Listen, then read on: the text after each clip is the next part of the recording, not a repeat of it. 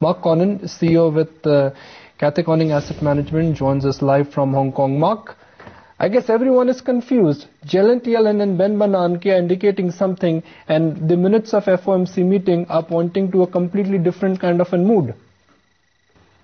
Yeah, we're certainly in that period now where it's not just a turning point in terms of policy that's forthcoming, whether it's in the next few months or a little bit later.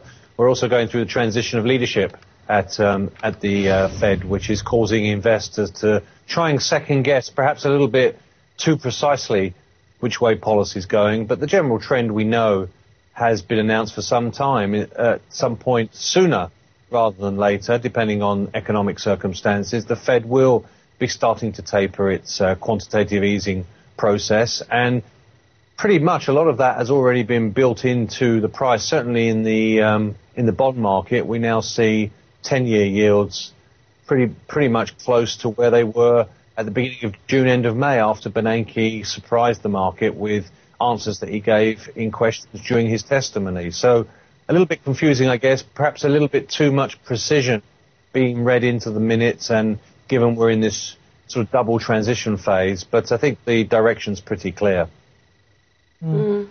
Mark, so do you feel that these signals from the Fed could, prove to be disastrous for emerging markets? Asia has tempered this morning. India yesterday itself started its downtick. Or do you think part of it is already priced in, even when it comes to emerging markets? Well, emerging markets generally, and of course India is sitting alone a little bit in that it's had pretty good flows, and India is pretty much the only market which is being held at an overweight position within the emerging market basket at the moment. But we have seen continued outflows, in fact, from emerging markets generally as an asset class over recent weeks, which sort of suggests that bias towards developed markets, developed economies, developed market equities is continuing, as there's expectation of gradual recovery in the US, and up until recently, of course, starting to see green shoots of recovery in Europe. And that's led investors to favor developed markets over emerging markets, not least because the prospect of tapering is very much out there. And we know some economies, particularly those that have negative current account positions, have been overly dependent on short-term fund flows in order to shore up the account. And in the situation where you do see the Fed taper, those flows will be less forthcoming. So generally there's a bias away from emerging markets anyway. What we're seeing now is, having seen a bit of a lift, particularly in this region, around news coming from China around the recent meeting of the Communist Party, the third plenum, we saw a little bit of momentum building as there's expectation of greater reform being put in place. The market's just cooling a little bit because the latest US economic data suggests that there's a bit of a pop on inventories, and that some of the other data that was released, retail sales, are improving a little bit. Although housing data is a little bit weak, overall the perception was that the data was better than expected, and therefore it sort of raises the immediacy, if you like, of potential tapering. I don't think that the short-term news flow is really going to affect the timing of tapering at this stage.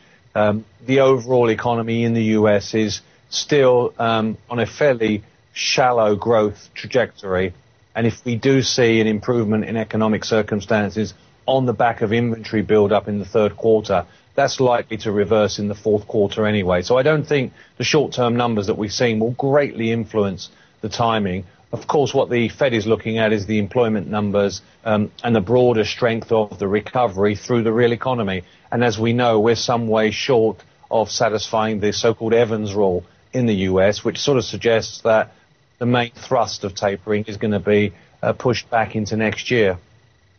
When it comes to India, though, Mark, what would make you change your overweight stance?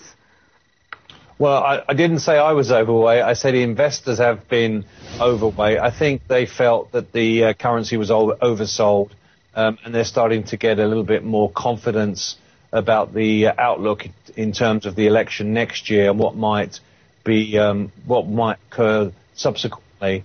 And certainly the Sir Ranjan at the central bank is proving to be quite a success so far and is starting to build up a track record and build confidence. There seems to be a bit of a following around that. So generally, short-term investors have become more optimistic for the outlook on India, and that's led to that overweight. But it's also about relative positioning, because with a fairly modest global recovery, let's face it, we've seen numbers actually reduced. We saw the various international agencies reduce their outlook for global growth in 2014 recently. So the outlook is fairly modest.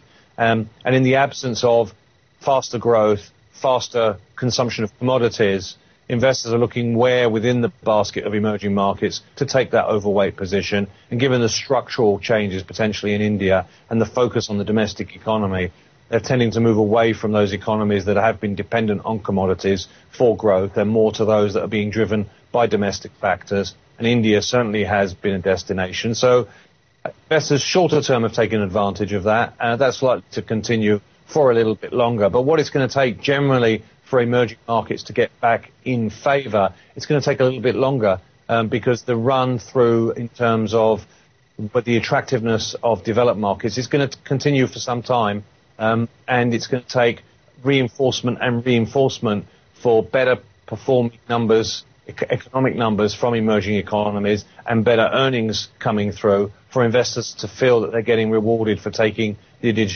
additional risk for participating by investing in emerging markets more generally. So the underweight position overall in emerging economies, emerging markets, is likely to persist.